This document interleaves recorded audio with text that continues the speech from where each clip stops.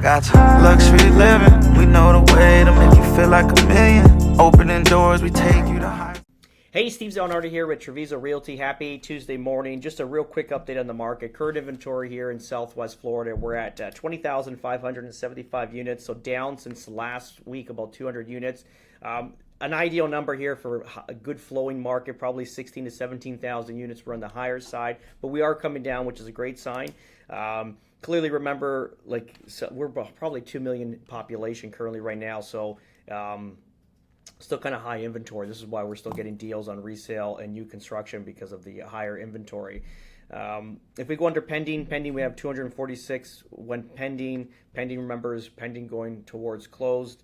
And then we had pending with contingencies, 303 units went under contract in the last 7 days. And then closed 368 units, so very similar numbers to last week, like 3 to 5% plus or minus difference between last week. So nothing that's going to change the world here, let's just say on the market, or change the market in general. And then if we kind of bring this down into Estero, remember Estero's very small community.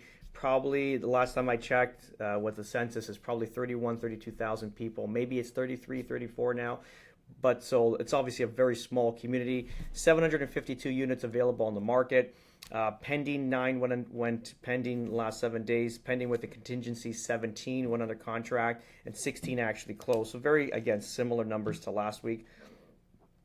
And what we're finding too is with the new construction, because we deal with builders, with buyers that want to buy through a builder, but they hire us obviously as a consultant to kind of manage the project while they're not in town, if they're out of state or they're foreign nationals. So this is what we do clearly. But we're getting calls from the realtors that work for these builders, and they're giving out these crazy prices that they've been so tight the last, let's say, 1 or 2 months, 3 months, and I guess it's the year-end blowout sale. So we're getting amazing deals currently right now. We put one under contract last week, which was great. It was again a call from the realtor, ultimately pricing that we haven't seen in all year round, and they're trying to blow these things out prior to closing. Also, they're trying to close off communities too. They want to get these things finished and then start fresh in the new year on a new section, let's just say.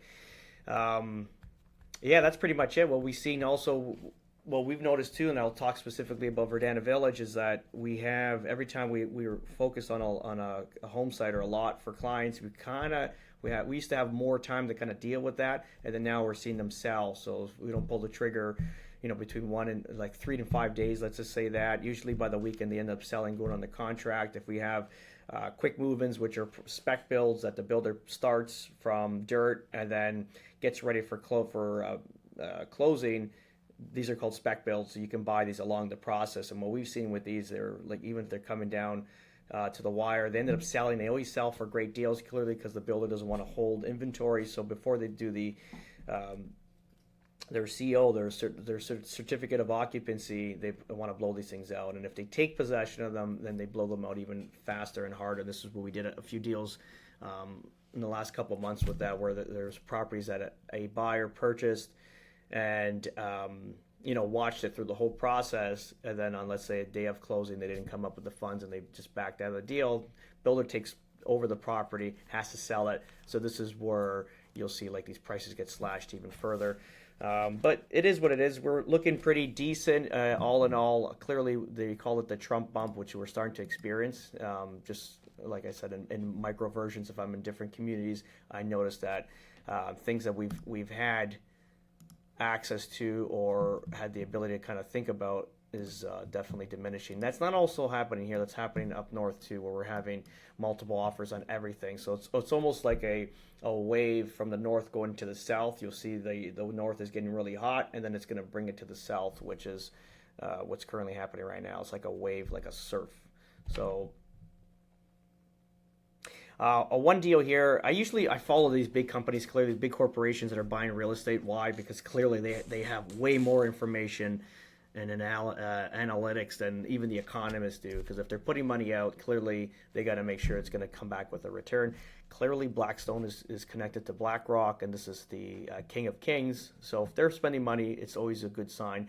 And again, we know how they spend they've accumulated over 60,000 apartments in the last year and a half, and we're talking billions of dollars in purchases. So these guys are, I think it's something like Well, they spent 10 billion, probably like 35, 40 billion dollars in real estate in the last 1 or 2 years, and they just acquired this property. It's a $200 million Soho retail portfolio from another investor. Deal Mark's biggest investor-led retail purchase in Manhattan since 2021. Clearly, that's a good sign because we saw the decline of New York with crime and catch and release and all the craziness that happened there. So what that does is stores close down clearly because it doesn't make sense to stay. It's not viable for them to stay open if they're losing millions of dollars. So they close down. What that does is that brings down the rents of these buildings. If the rents go down in these buildings, the prices go down in these buildings. And I'll show you what this company paid for it in the past. So Blackstone is paying $200 million for this property. And if you look at the company that owns this, it's an asset firm.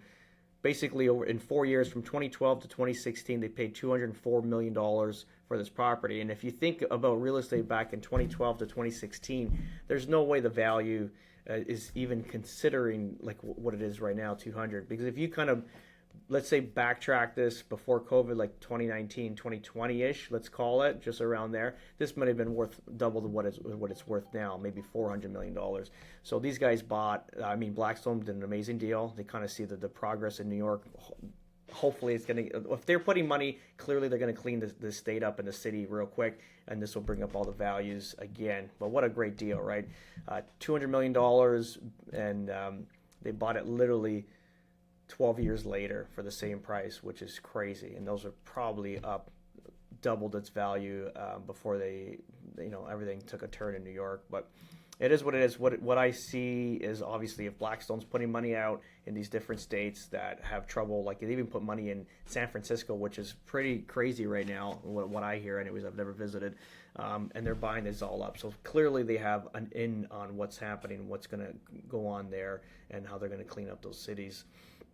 But that's pretty much it. If you have any questions regarding real estate here in Southwest Florida, if you are looking to purchase, sell, please give us a call.